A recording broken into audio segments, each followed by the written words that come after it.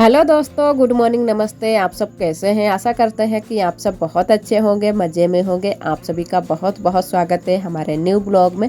तो सुबह के कामों से हमारे ब्लॉग की शुरुआत हो गई है और इधर हम आ गए हैं अपनी कच्ची रसोई में। तो चाय नाश्ता सभी का हो चुका है। उसके बाद में अब बनाएंगे खाना। तो आज हम सब्जी में बनाने वाले हैं तुरई की सब्जी। तो तुरई को काट छील कर रख लिया है। तो अब तुरई को पहले छौंक देते हैं और आज हम थोड़ी सी बकली भी बनाएंगे तुरई की। तो उसको भी हमने छील कर रख लिया है, अच्छे से काट कर रख लिया है।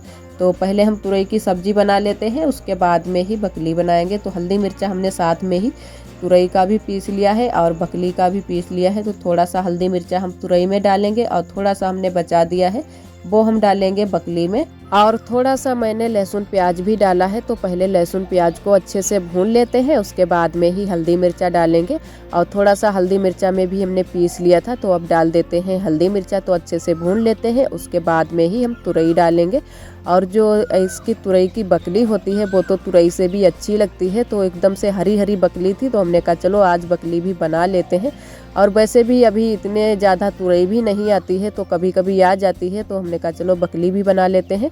और तुरई से अच्छी बनती है बकली। तो बकली को हमने काट लिया है और उसमें 2 आलू भी डालेंगे। तो आलू भी छील कर रख लिए हैं, क्योंकि आलू के साथ में बनाओ तो और भी टेस्टी लगती है। वैसे खाली बकली भी बना सकते हो, लेकिन हम 2 आलू ज़रूर ही डाल लेंगे।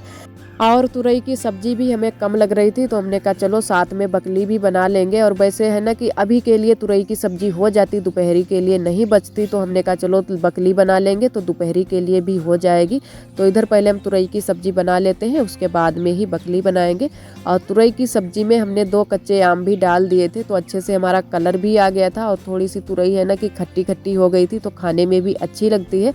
तो कच्चे आम ज़रूर ही डाल देते हैं, जैसे कि तुरई की सब्जी हो गई, लौकी की सब्जी हो गई और दाल हो गई। इनमें सभी में हम है ना कि कच्चे आम ज़रूर ही डाल देते हैं। और जब कच्चे आम नहीं होते हैं, जो हम सूखी वाली खटाई बना कर रखते हैं, उसको डाल देते हैं। तो अच्छे से कलर भी आ जाता है और खाने में भी टेस्ट भी बदल जाता है। तो अच्छे लगते हैं खाने में ये सब्जियां जब खट्टी खट्टी हो जाती हैं। और इधर हम छौंकने लगे हैं अब बकली। तो बकली की भी सब्जी छौंक देते हैं।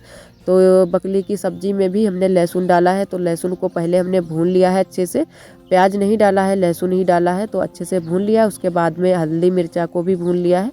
और अब डाल दी है बकली और आलू भी डाल दिए हैं। तो अच्छे से चला देते हैं, उसके बाद में ही हम पानी डालेंगे। तो ये बकली की सब्ज़ी है, इसको हम सूखी सब्जी ही बनाएंगे, इसमें पानी नहीं रखेंगे, रसा नहीं बनाएंगे। तो सूखी सूखी ही बनाएंगे, क्योंकि इसकी सब्ज़ी सूखी ही अच्छी लगती है। और तुरई की बकली को कई तरीके से बनाया भी जाता है, तो जैसे जो कोई बना पाता है, तो इस तरीके से भी बनाया जाता है। पहले तुरई की बकली को उबाल लिया जाता है, उसके बाद में भी छौंका लगाया जाता है। तो उस तरीके से भी अच्छी लगती है, लेकिन हमने कुछ इस तरीके से बनाई है। पहले से ही हल्दी मिर्चा में छौंका लगा दिया है। तो बहुत सारे लोग पहले बकली को उबाल लेते हैं हल्दी मिर्चा डालकर, उसके बाद में लहसुन से छौंका लगाते हैं। तो उस तरीके से जो बनाई जाती है वो भी अच्छी लगती है खाने में। वैसी वाली भी हमने बनाई है। और इधर सब्जी हमारी बन चुकी है, उसके बाद में हम बनाने लगे हैं चावल। तो चावल आज हम कढ़ाई में ही बनाएंगे, कुकर नहीं चढ़ाया है। तो हमने कहा चलो आज कढ़ाई में ही चावल बना लेते हैं। और थोड़े से ही चावल बनाए हैं, इतने ज़्यादा बनाए भी नहीं है। तो चावल हमारे बन चुके हैं, तो अब सेक लेते हैं रोटियाँ। तो अगर अलग अलग बर्तन चढ़ाओ तो बर्तन भी ढेर सारे इकट्ठा हो जाते हैं, फिर मांजने में भी दिक्कत होती है। और वैसे भी हमारी इन दिनों में थोड़ी सी तबीयत भी ठीक नहीं चल रही है। तो वैसे काम तो हो रहे हैं हमारे, लेकिन फिर भी थोड़ी सी सर्दी है, तो इसी वजह से दिक्कत हो जाती है काम करने में। और घर के भी इतने सारे काम हो जाते हैं, तो काफ़ी टाइम हमको लग जाता है घर के सारे काम करने में। और वैसे तो थोड़े से हमारे जल्दी से काम हो जाते थे, लेकिन इन दिनों में थोड़ी सी हमारी तबीयत नहीं ठीक है, तो इसी वजह से थोड़ी सी देरी हो जाती है सारे काम करने में। और बहुत ज़्यादा हम थक भी जाते हैं, तो थक जाते हैं, फिर बीच बीच में हम आराम भी करने लगते हैं, क्योंकि जब तबीयत नहीं ठीक होती है फिर बहुत जल्दी से ही थकान आ जाती है। और दवाई भी हम बराबर से ले रहे हैं, लेकिन सर्दी की वजह से है ना कि सर्दी जाने का नाम ही नहीं ले रही है। बहुत ज़्यादा हमको सर्दी है और एकदम से जुकाम जो हमारा है ना कि जम गया है, तो इसी वजह से बहुत ज़्यादा दिक्कत होती है, सांस लेने में भी दिक्कत होती है। तो अब खाना हमारा बन चुका है, सभी लोगों ने खाना खा भी लिया है। उसके बाद में हम करने लगे हैं रसोई की साफ़ सफाई। तो सभी चीज़ों को अच्छे से रख देते हैं, क्योंकि जब खाना बनाते हैं तब इधर से उधर सभी चीज़ें हो ही जाती हैं, लकड़ी भी फैल जाती हैं। तो लकड़ियों को भी समेट कर रख देते हैं अच्छे से। उसके बाद में झाड़ू लगा लेते हैं।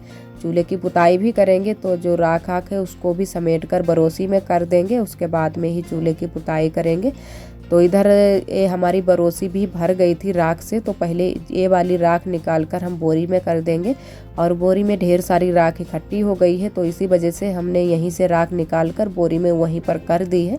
और अब कर देते हैं जो चूल्हे की राख है उसको कर देते हैं बरोसी में। उसके बाद में ही यहाँ पर झाड़ू लगा देते हैं, फिर करेंगे चूल्हे की पुताई।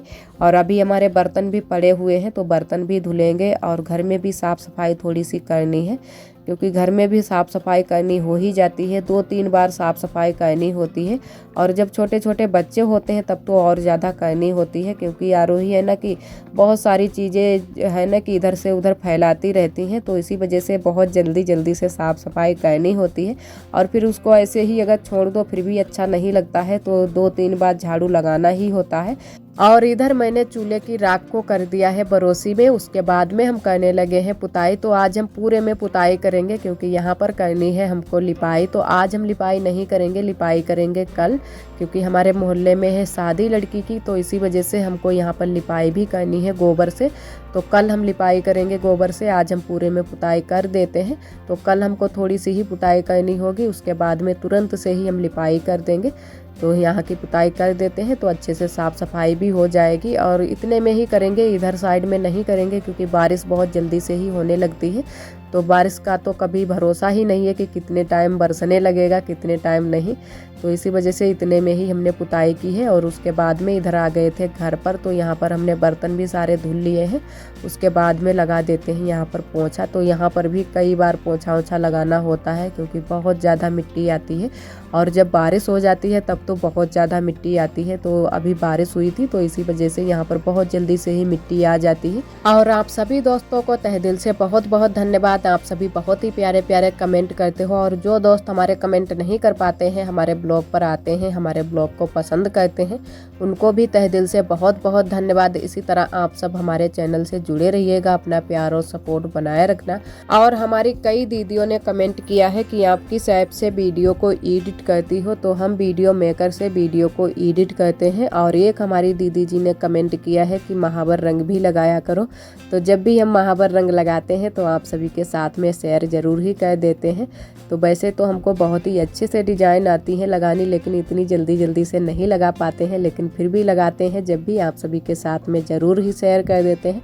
और इधर हमारा पोंछा भी लग चुका है। तो झाड़ू तो हमने लगा दिया था घर में, उसके बाद में यहाँ पर पोंछा भी लगा दिया है। तो अब भर लेते हैं पानी कपड़े धुलने के लिए, क्योंकि पानी हमको भरना होता है बाहर से। और हमारे नल में निकल तो रहा है पानी, लेकिन बहुत ही कम पानी निकल रहा है। लमसम 2 घंटे लग जाएंगे तब हमारे कपड़े धुल पाएंगे। तो इसी वजह से जल्दी की वजह से हम बाहर से ही पानी भर लेते हैं, तो हमारे कपड़े जल्दी से धुल जाएंगे। और फिर भी काफ़ी टाइम लग जाता है। और वैसे अगर और भी पानी की सुविधा अच्छे से हो तो और भी जल्दी से ही कपड़े धुल जाएं।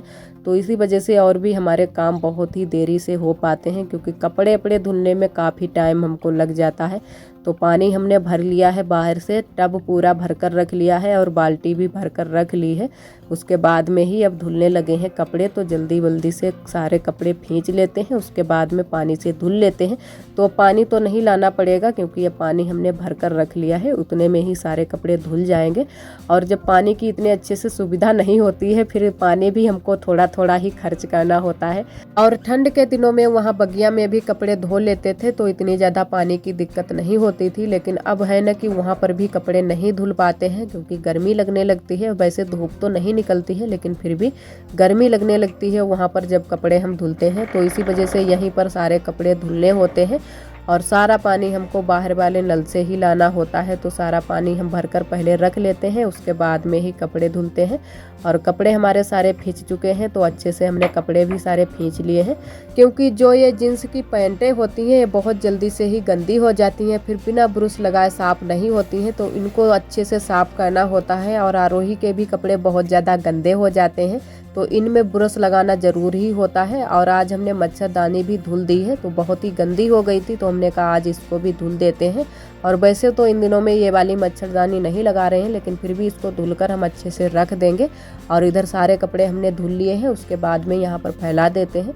तो धूप इतनी तेज़ नहीं निकली है, फिर भी बहुत ही तेज़ धूप लग रही है, क्योंकि इन दिनों में है ना कि हल्की सी ही धूप निकलती है, बादल बादल छाए रहते हैं, तो इसी वजह से इतनी तेज़ धूप नहीं निकलती है।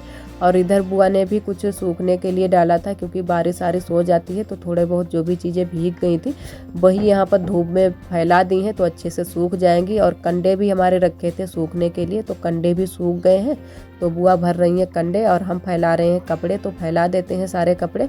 और जो हम साड़ी पहन कर गए थे दावत खाने के लिए, वो वाली साड़ी भी हमने हरे कलर वाली वो भी धुल दी है, तो हमने कहा इसको भी धुल कर रख देंगे। और बहुत सारे कपड़े हो जाते हैं, तो अगर एक दो कपड़े ज़्यादा हो जाते हैं तो और भी ज़्यादा कपड़े हमको लगने लगते हैं, फिर धुलने में बहुत ज़्यादा दिक्कत हो जाती है। तो कहते हैं जल्दी जल्दी पहले कपड़े ही धुल दें, लेकिन फिर भी हमने कहा कि घर के सारे काम कर लेते हैं, उसके बाद में ही धुलेंगे आराम से, क्योंकि आराम आराम ही सारे काम करेंगे। जितना भी जल्दी करो उतनी ही हमारे कामों की और देरी हो जाती है। तो कपड़े सारे हमारे धुल चुके हैं।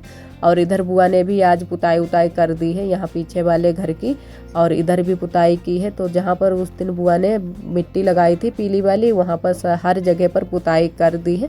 तो अब बस लिपाई ही करनी बाकी रह गई है। तो लिपाई यहाँ कल पीछे वाले घर में भी करनी है, और वहाँ रसोई में भी करेंगे, और बाहर दरवाजे पर भी करेंगे। तो घर में तो हमने कर दी है कमरे बरामदे में, और यहीं बाहर बाहर ही रह गई है लिपाई करना। तो यहाँ की कल लिपाई करनी है, तो कल भी बहुत सारे काम हो जाएंगे। तो कपड़े इसी वजह से हमने आज ही धुल दिए हैं। तो कपड़े हमारे सारे सूख चुके हैं, तो अब सारे कपड़ों को घर ही कर लेते हैं। तो काफ़ी टाइम हो गया था, लमसम शाम के 3 या 3:30 बजे का टाइम है।